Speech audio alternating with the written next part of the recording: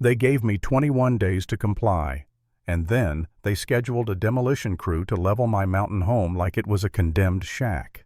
The notice said emergency safety action in bold letters, like my place was a ticking time bomb. And the woman holding it on my porch smiled and said, "You can't appeal an emergency, Mr. Reed. That's the point. My name's Daniel Reed. I'm 63, and I didn't buy this house to flex on anybody. I bought it because my wife and I designed it together, every beam, every stone around the fireplace, every view out that wide back window. And when she passed, this place was the only thing that still sounded like her voice." Silver Pine Ridge Estates looks peaceful from the outside. Pine trees, clean roads, mailbox posts lined up like soldiers, and an HOA that loves the word community when it really means control. I kept my property clean. My taxes paid my business to myself. I wasn't trying to be anyone's problem.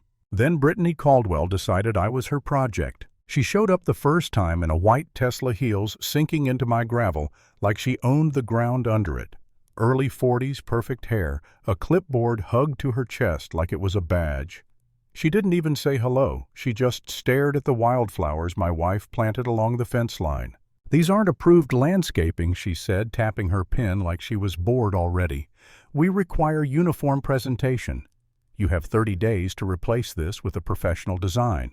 I didn't raise my voice. I didn't threaten anybody. I just said, "Those flowers aren't weeds, ma'am. They're intentional." Brittany looked at me like I'd said something cute. Intentional doesn't matter. The standards matter. If it's not corrected, the fine begins at $25,000. $25,000 for flowers. I asked her for the rule, the exact section, the exact language. She waved her hand like details were beneath her. "It's in the packet. You'll receive it by email." The email never came, but the fines did. Next week it was my exterior wood stain, too rustic. The week after it was the stonework inconsistent with neighborhood aesthetics. Then it was my porch lights, my mailbox, my driveway edge. Little bites over and over, each one with a new number attached. And every time Brittany did the same thing. Smile. Pause. Then that sweet voice. "We're just doing our job." After the third notice, I stopped calling it annoyance. I started calling it what it was. Pressure. The kind of pressure that doesn't want you to fix anything, it wants you to fold. I pulled out my closing paperwork and the community guidelines I'd been given when I bought the place. I read them at the kitchen table under the lamp my wife loved. And I noticed something Brittany didn't expect me to notice. The rules she kept quoting didn't match what I had, not even close. So I called Mike Garner, the contractor who helped build the house back when my wife was still alive. Mike showed up in a flannel jacket and a calm look that said he'd seen nonsense before. He skimmed the notices, then let out a short breath through his nose. "Daniel, this says there's a new architectural standard," he said, "but I haven't seen any vote, any amendment, any official update. They can't just invent this and backdate it." That's when my stomach dropped, not from fear, from clarity. This wasn't a misunderstanding. This was a play. 2 days later, Brittany came back, and this time she brought a guy in a hard hat. "This is our engineer," she announced like she'd brought a doctor to confirm a diagnosis. The man walked around my foundation for about 5 minutes, barely looked at anything, then scribbled on a form without measuring a single thing. Brittany handed me a report right there on my porch. No photos, no readings, no detailed findings. Just a dramatic conclusion. Structural instability. Immediate threat, corrective action required. And attached to it a new fine, $125,000. I actually laughed. Not because it was funny, but because it was so shameless it didn't even deserve anger yet. I said, "Your engineer didn't even bring a level." Brittany's smile didn't change. "We take safety seriously. If you care about your neighbors, you'll comply." That sentence hit me harder than any fine. Because she wasn't talking about safety, she was using the word like a weapon, a way to make me look selfish if I didn't roll over. So I hired my own structural engineer, a real one.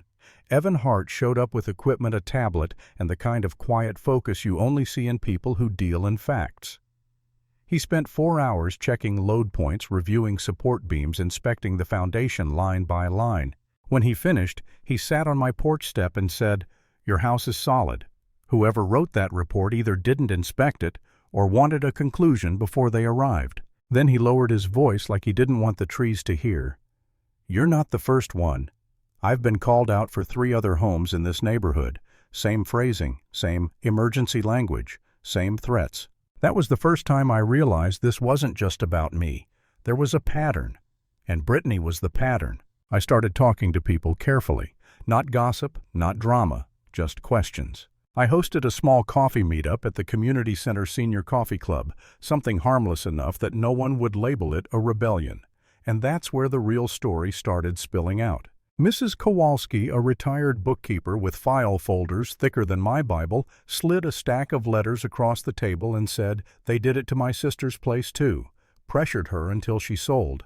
Then a developer bought it 2 weeks later. Tom Bradley, a quiet veteran who didn't speak much, leaned forward and said, "I've seen Brittany meet with Summit Crest Development after board meetings. Same restaurant, same booth, same handshake." Summit Crest Development. The same name that kept showing up on property transfers like a shadow following every forced sale. So I did what Brittany didn't think a lonely old widower would do. I got organized. Certified letters, document requests, screenshots of every notice, recorded dates and times, copies of the bylaws, the real ones. And I installed cameras that didn't scream security system because the point wasn't to scare anyone off.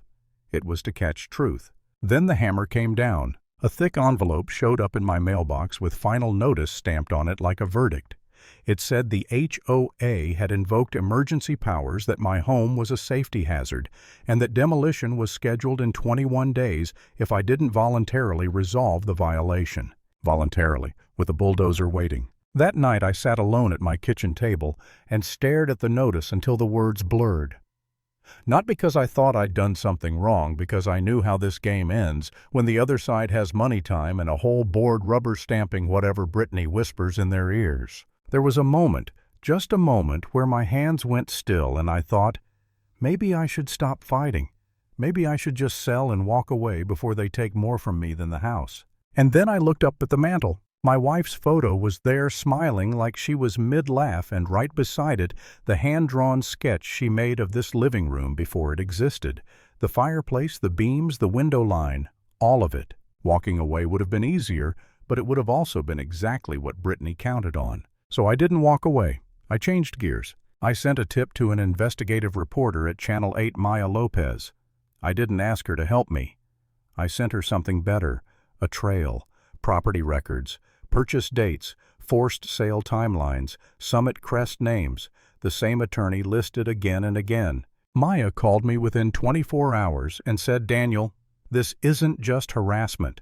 This looks like a pipeline, and a pipeline is a crime when it's built on fraud." 2 mornings later, I heard heavy equipment at the edge of my property. I stepped out and saw a crew in reflective vests near my foundation. Not contractors I hired, not inspectors, not anyone I'd authorized. Brittany stood behind them with her arms crossed like a general watching soldiers work. "What are you doing?" I called out. Brittany didn't even flinch. "Emergency stabilization assessment," she said. "We're documenting existing damage." I watched one of the workers raise a sledgehammer toward a stone support, and that's when my blood went cold. "Stop," I said, sharper than I meant to. "Right now." The worker hesitated, and Brittany nodded. He swung anyway. Stone chipped. A crack spidered across a corner that had been perfect yesterday. Brittany turned her head to the guy with the camera. "Get that. Make sure it's clear." My cameras caught everything, the swing, the cracker words. Clean audio, clean video, no guessing. 3 days later, Brittany called an emergency board meeting to finalize demolition authorization. The community center was packed, neighbors, whispering, board members sitting stiff behind a table like judges. Brittany in the center, calm as a person who thinks she already won. She saw me walk in holding a thick folder, and she smiled like she was indulging me. "Mr. Reed," she said into the microphone, "you may speak briefly." I stepped up, set the folder down, and plugged a small drive into the display screen the center used for presentations. No speech, no rant, no theatrics, just evidence. First, Evan Hart's full structural report with measurements, photos, and a professional stamp. The room shifted when people realized what a real report looked like. Then the bylaw section Brittany kept pretending didn't exist, the part that required resident votes for rule changes. I highlighted the line, let it hang there, and then the video. The screen showed Brittany on my property, the worker lifting a sledgehammer, the stone breaking, her voice clear as day. Get that. Make sure it's clear. There was a sound in the room that wasn't a gasp. It was the absence of noise, like everyone's throat closed at once. Brittany's smile finally cracked. That footage is time-stamped, Maya Lopez said from the back of the room, stepping forward with a press badge. And right behind her, two people who weren't residents. Detective Rosa Martinez and an attorney from the state, Elaine Porter, walked up the aisle like they belonged there, because they did. Elaine didn't raise her voice. She didn't need to. "Brittany Caldwell," she said, "you are being investigated for fraud, falsifying safety documentation, and conspiring to unlawfully force property transfers." Brittany's clipboard hit the floor with a sharp clack that sounded way louder than it should have. She tried to speak, tried to pivot, tried to spin it into misunderstanding, but Detective Martinez was already reading her rights. And the second the cuffs clicked, the whole room understood something simple.